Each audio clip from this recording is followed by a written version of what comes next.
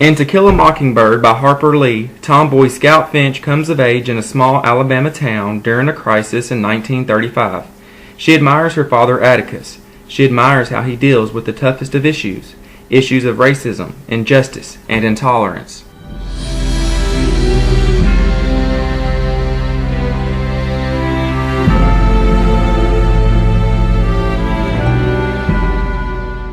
In the years following its release, many reviewers considered To Kill a Mockingbird's primary concern race relations.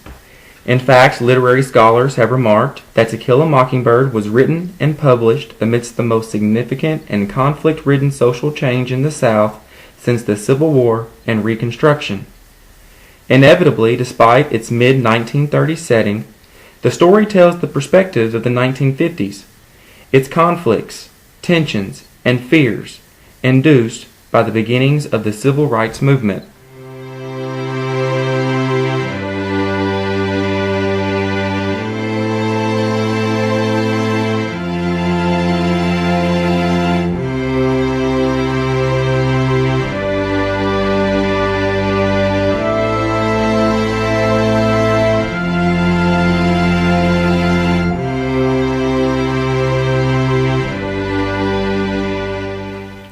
In Chapter 3, Scout shares with the reader insight from her father Atticus that conveys a truth for all generations. First of all, he said, "If you can learn a simple trick, Scout, you'll get along a lot better with all kinds of folks.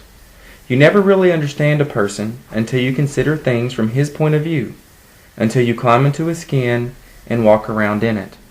Atticus's advice tells us that compassion is based on sympathy, that we need to put ourselves in other people's place and understand why they act the way they do, even if we don't agree with it.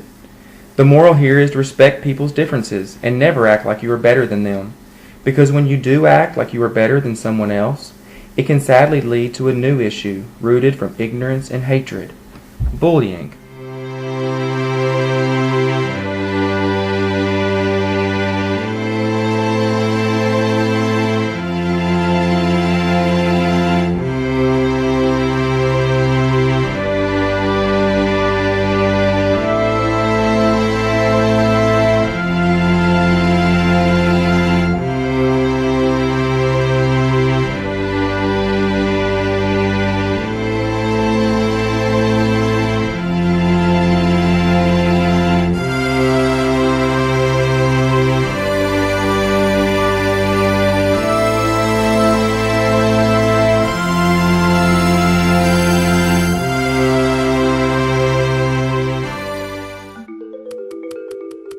Cyberbullies. Those who use the internet to humiliate or threaten classmates. Cyberbullies don't realize that what they're doing could be dangerous. In fact, so dangerous that a number of state legislatures have passed laws to make some forms of cyberbullying criminal acts. Experts say cyberbullying is becoming more and more common. And all you have to do is hit that send key and it's done. And with cyberbullying, it doesn't stop. It often grows, and one comment leads to another, and you never know when it's going to come back. What are the best ways to stop it? Teaching them to think about how they would feel. Lee demonstrates how issues of gender and class intensify prejudice and silence the voices that might challenge the existing order. There are many potential solutions for this problem. Solutions that will ensure our voices are heard. For instance, the school could create a mission statement, code of conduct, school-wide rules, and a bullying reporting system.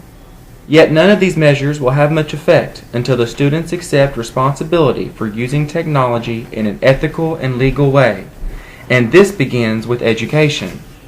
Developing and implementing a cyberbullying prevention curriculum will give students the skills they need to intervene consistently and appropriately.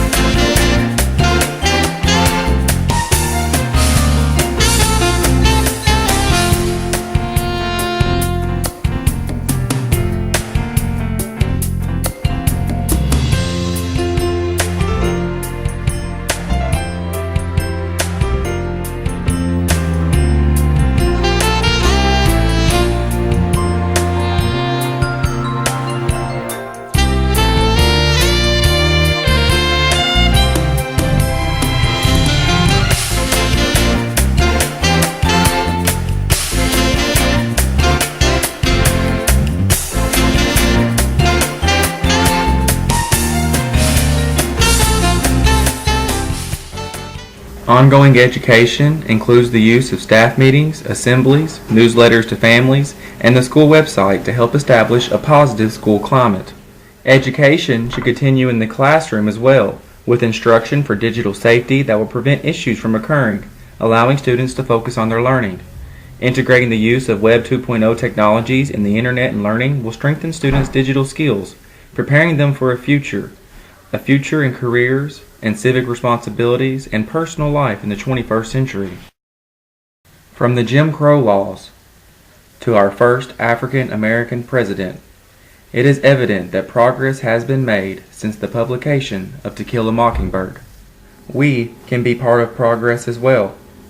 Our commitment to learning about cyberbullying and how to prevent it will keep students safe and permit an online learning environment that will increase student scores in standardized tests, escalate students' level of engagement and communication skills, and most importantly, promote the acceptance and respect deserved of those different from ourselves.